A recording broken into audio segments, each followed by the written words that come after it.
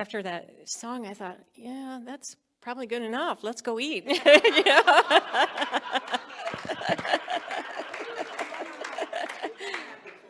Oh, yeah, yeah, yeah. So I'm glad to be here. And today I want to do just 4 things. And we're going to do it so that we do get to the dinner in time. First, I want to express thanks for all the things that everyone has done around here this past year. Second, I want to show you that your actions and your thoughts are part of something much greater. The third thing is I want to give you something to take home with you, maybe some homework to do with your family on Thanksgiving. And then the fourth thing is try to tie it all together. And we'll see if I can do it without crying. This last week or so, the board sat down and wrote thank you notes for all the people that filled out those little yellow slips for their volunteer time. And we know there are a lot of you that either didn't fill out enough slips or some that didn't fill out any slips. So it was a real challenge to like, okay, they didn't fill out a slip, but I know I've seen them around here doing stuff. So we just held that sacred space and that time to write those thank you notes. And for me, you know, I'd get a name and I'd look at it and it's like, oh my gosh, they've done so much more than that. You know, they have like an hour here or an hour there. And it's like, no, it is so much bigger than that. So much bigger than that.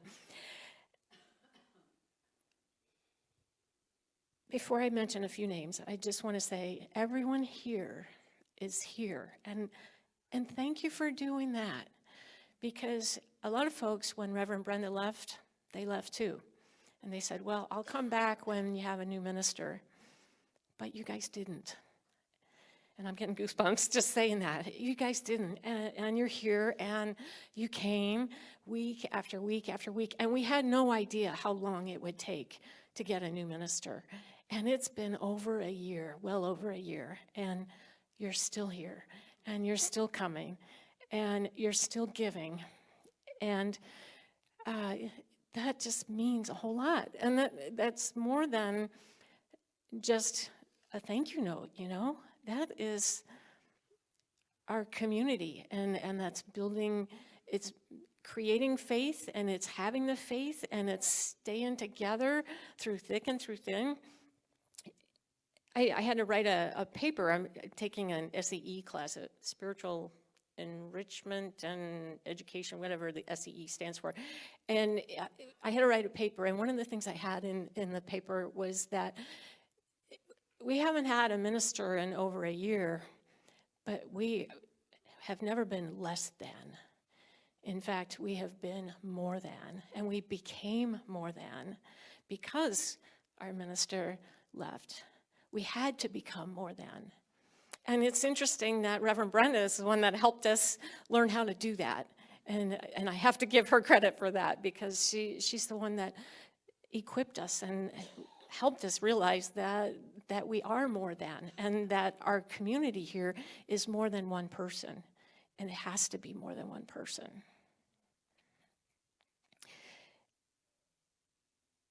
So I understand why folks left and, you know, are waiting for the new minister, because I understand, I get it, I totally get it. You want a credentialed Unity minister to give a Unity talk. And that's why our search team searched high and low and high and low and waited and looked to get the right person for us, because our standards are way up here. We are not a congregation that is going to settle. So they looked for the best, and we believe we found her. But in the meantime, we've been learning a lot from each other and from each other's spiritual journeys. So I want to just see if I can do this alphabetically. I want to thank all the congregants here that shared their spiritual journey and got up here with the microphone and talked. And it's not an easy thing to do. So alphabetically, Barb Buchanan. Let's find Ruth Geary. There's Ruth over there. I'm trying to do this. Janet Griffith, where she's here too. Claire Hansen.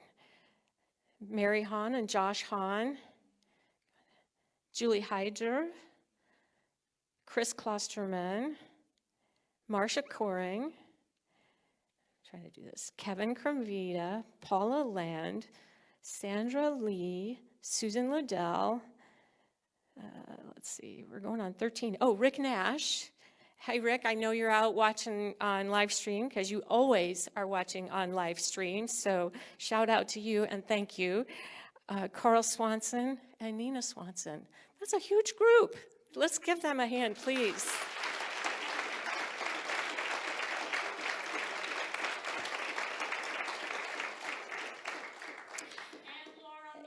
Oh, yeah, yeah, and me too, yeah.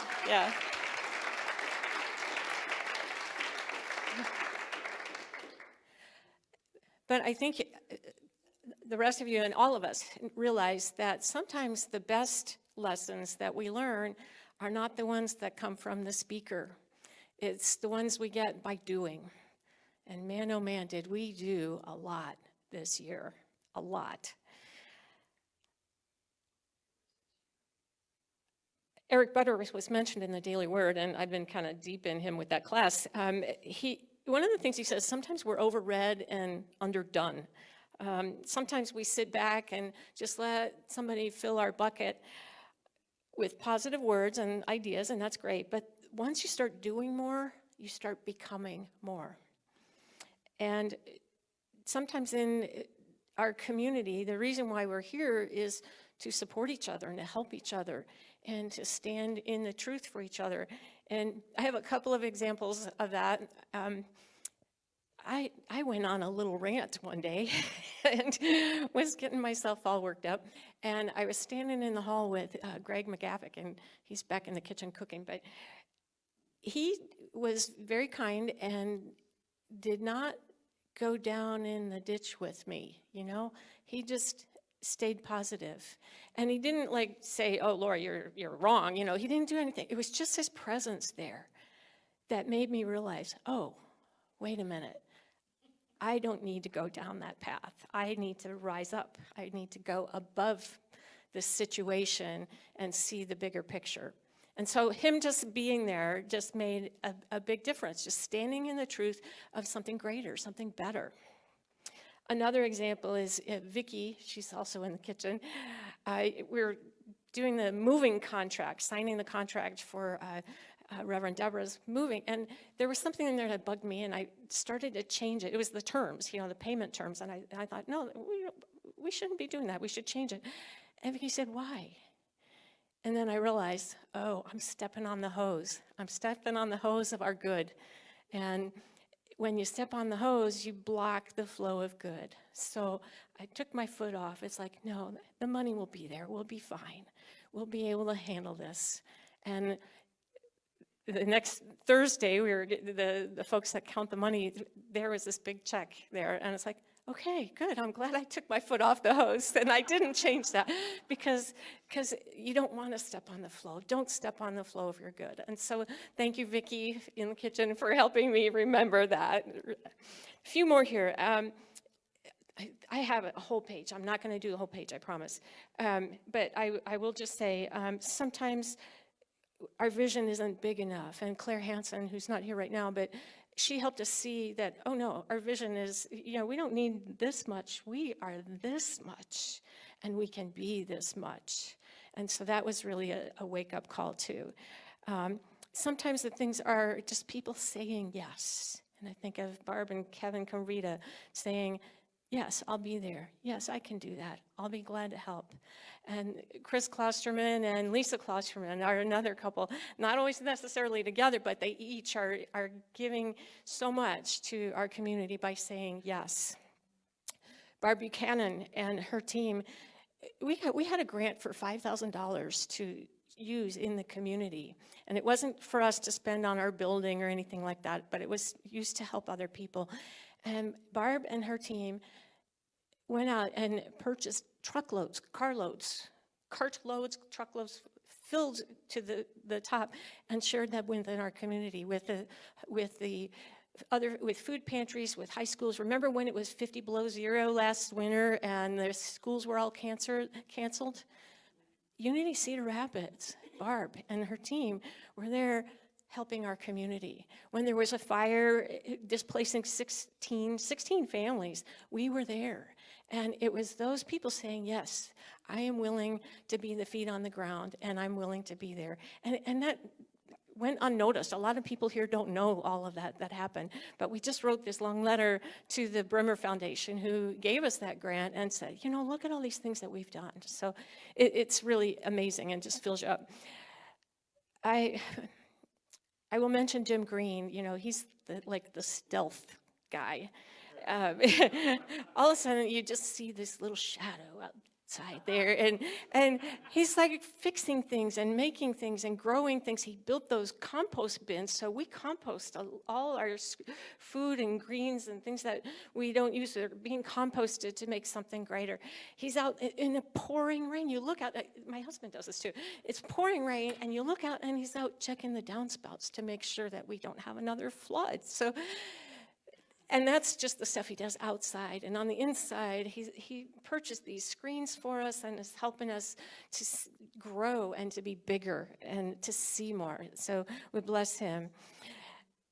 I can't go through this whole list. I'm running out of time. Okay, but I do have to say a special shout out to Nina for our music, because you all know that anybody can go out and go online and find an inspirational message. You can read a book. We have a whole library full of books out there. You can take a class. I'm taking a class, but you don't get the same feeling. You don't get the same inspiration that you do when you're surrounded with beautiful music. And I think that is such a key to why we are still here a year later, a year and a half later, and we're thriving and we're doing great. And I think the music is such a special part. Thank you. Yeah. For the live streamers who can't hear that, Nina thanked the choir too, and that's what and the sound and everyone. So she's being very gracious. But it does, you know, it's not just one person. It's not just one person. It's all of us together that make this community. Okay, we're getting close to lunch here. I'm sorry, I'm gonna have to jump ahead. Okay, so the thing that I wanted you to take home and your homework is Eric Brotherworth in the Daily Word, actually, and I didn't know he was going to be in the Daily Word today until I read it, but he says Thanksgiving, gratitude is a causative energy, in meaning that you don't think, you're not thankful for things, you know, this thing and that thing and that thing, but you're thankful from a consciousness of gratitude in a bigger sense. You're thankful from a sense of oneness, from a sense of I can't find the right word, just being there and being grateful in the moment and being grateful all the time. Being grateful of the divine flow, of being one with each other. In Paul's first letter to the Thessalonians, he says, in all things give thanks. And Butterworth says, notice he doesn't say give thanks for all things, but in all things. And despite appearances, know there is good always. Have a grateful heart, a heart full of greatness. The grateful person is great because he has turned on all the lights within. So that means looking away from the problem. Many of you will have family or be with family this Thanksgiving weekend and the holidays. And I challenge you to really think about that. In all things, give thanks. It's not easy. It's not easy. So yesterday I was here doing some turkeys, and my husband, sweet guy that he is, asked what he could do to help me. And I said, well, you know, could you throw that load of laundry in the dryer and then fold it and when it's done? And when I got home, I was a little irritable, and because it was longer than I thought it should be, and I had a big mess that I had to clean up. And I was tired, and when he had folded the clothes, he folded them his way, not my way. and and so in the nasty part of my brain says, really? I asked you to do one thing, and you know. But fortunately, I learned way back, early in my marriage, that that is the wrong thing to say.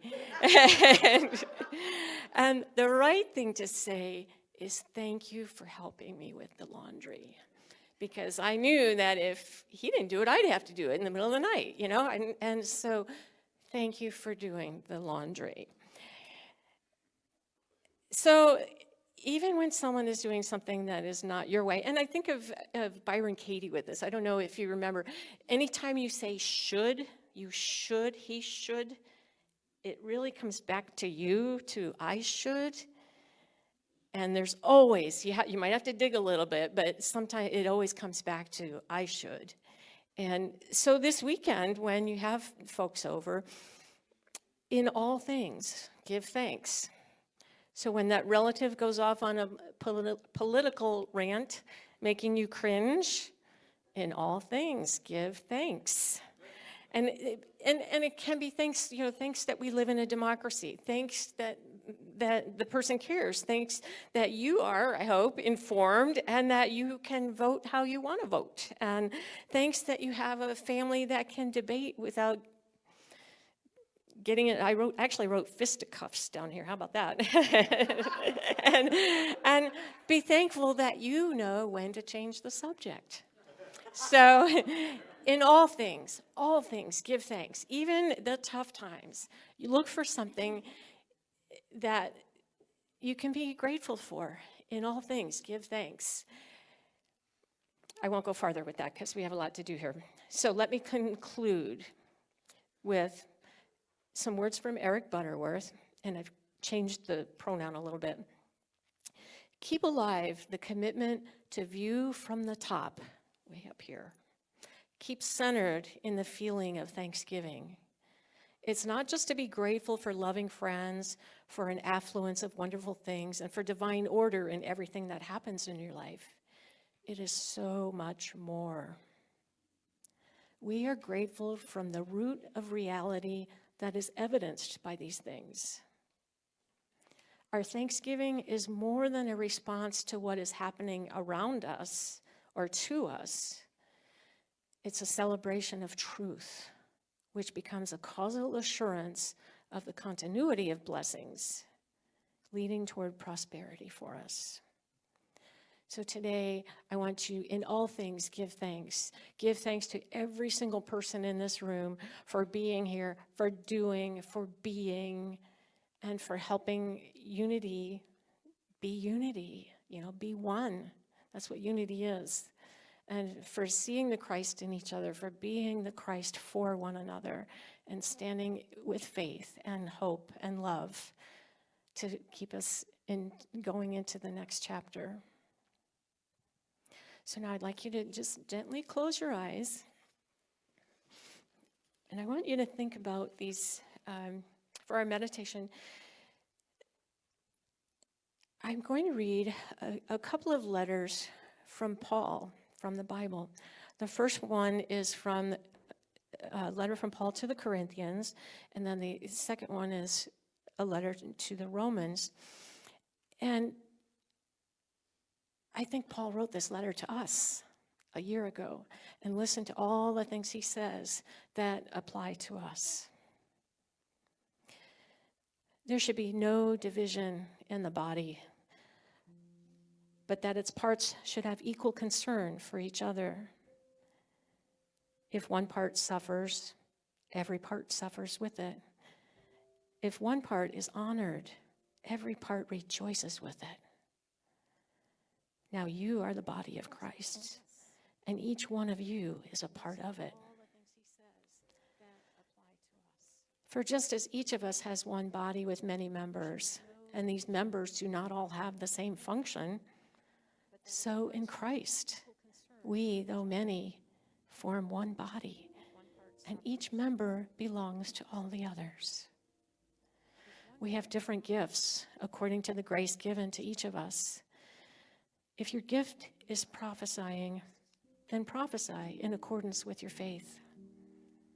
If it is serving, then serve. If it is teaching, then teach. If it is to encourage, then give encouragement. If it is in giving, then give generously. If it is to lead, do it diligently. If it is to show mercy, do it cheerfully. Love must be sincere. Hate what is evil, cling to what is good. Be devoted to one another in love. Honor one another above yourselves. Never be lacking in zeal, but keep your spiritual fervor, serving the Lord. Be joyful in hope. Be patient in affliction. Be faithful in prayer. Share with the Lord's people who are in need. Practice hospitality. Bless those who persecute you. Yes, bless and do not curse. That's really in there. Rejoice with those who rejoice. Mourn with those who mourn. Live in harmony with one another. Do not be proud, but be willing to associate with all people. Do not be conceited. Do not repay anyone evil for evil. Be careful to do what is right in the eyes of everyone. If it is possible, as far as it depends on you, live at peace with everyone. If your enemy is hungry, feed him. If he is thirsty, give him something to drink. Do not be overcome by evil, but overcome evil with good.